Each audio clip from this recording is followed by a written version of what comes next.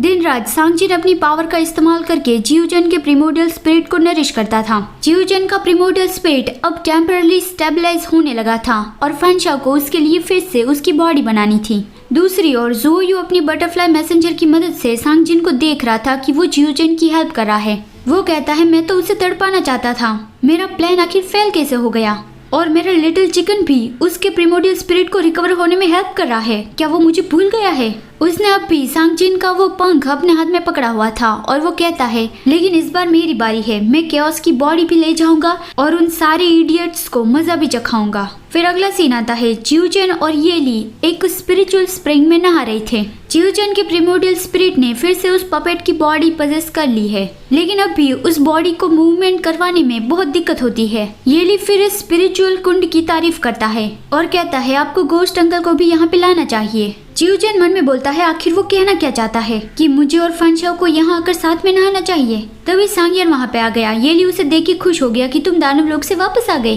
सांगियन ने दानव लोक का सारा काम कर दिया और वो जल्दी से यहाँ पे वापस आ गया क्योंकि वो येली को ज्यादा इंतजार नहीं करवाना चाहता था और अभी वो येली को उठा के वापस ले जाता है। जियोजन सैड फील करने लगा। तभी वहाँ पे फैंशा आता है। जियोजन को पानी से बाहर निकालकर उसे कपड़े पहनाता है। जियोजन कहता है कब से तुम मुझे देख रहे हो, अगर मन भर गया है तो अपनी वो गंदी नजरें दूर करो। फैंशा जियोजन के करीब जाता है और कहता है यो मेजेस्टी, मैंने आपको बहुत ज्यादा मिस किया। जियोजन कहता है रुको, कोई आ रहा है। वहाँ पे सांगजिन आया हुआ था और वो जियोजन को कहता है अब आप काफी ज्यादा रिकवर हो गए हैं तो अब आप बहुत सारी चीजें कर सकते हैं। सांगजिन ने जियोजन की हेल्प की इसलिए जियोजन उसे शुक्रिया अदा करता है और उसकी तारीफ करता है। जियोजन से तारीफ सुनकर सांगजिन खुश हो गया और वो कहता है फ्लावर हॉल में एक बैंकेट है, मैं आपको इनवाइट करने के लिए आया था। उसके जाने के बाद जियोजन फैंशा को कहता है उस लड़के को देख के लगता नहीं कि उसने पहली बार किसी के प्रिमोडियल स्पिरिट को नरिश किया हो। जरूर ही लीजू और बाकी सबको उसके बारे में नहीं पता होगा, वो कुछ तो सीक्रेट छुपा रहा है, हमें वो ढूंढ निकालना होगा। अभी लीजू को दिखाने के लिए हमारे पास कोई एविडेंस नहीं है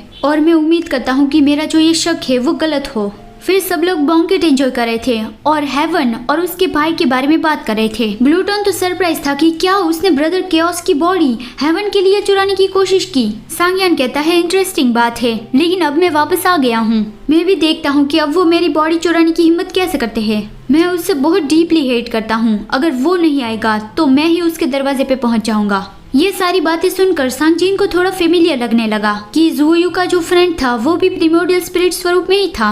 मतलब अभी यहाँ पे सब लोग ऐसी बात कर रहे हैं कि हेवन है वो प्रिमोडियल स्पिरिट के स्वरूप में है और उसके भाई ने उसके प्रिमोडियल स्पिरिट के लिए क्या उसकी बॉडी चुराने की कोशिश की थी। तो सांगजिन को शक हो रहा है कि वो प्रिमोडियल स्पिरिट कहीं हेवन तो नहीं था। तो सांगजिन ग्लूटन से पूछता है कि हेवन कैसा दिखता था और उसका भाई कैसा दिखता है। ग्लूटन कहता है हेवन 3 सर वाला था, उसके 6 हाथ थे और बहुत ही बदसूरत एकदम पहाड़ जैसा था, और उसका भाई भी क्या खाक अच्छा दिखेगा, वो भी उसके जैसा ही होगा। तो सांगजिन ने ऐसा इमेजिन कर लिया कि हेवन और उसका भाई 3 सर वाला होगा और उसके 6 बहुत बड़े बड़े हाथ होंगे और वो बिल्कुल ही बदसूरत पहाड़ जैसा होगा। मतलब उसने ये सोच लिया कि ज़ोयू तो हेवन का भाई नहीं हो सकता।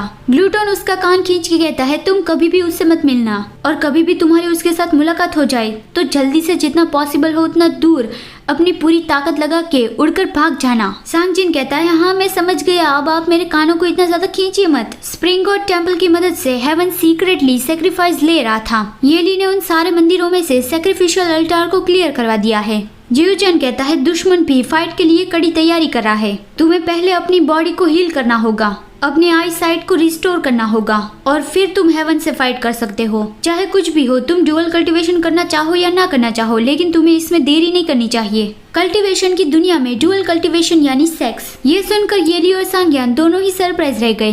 येली एम्बेरस हो गया और कहता है फादर आपको भी इस बारे में कैसे पता है। लेकिन सांगियन येली को अपने पास खींचता है और कहता है फादर आपको ये कहने की जरूरत नहीं है, हम इसके लिए ऑलरेडी ही प्रिपेयर है।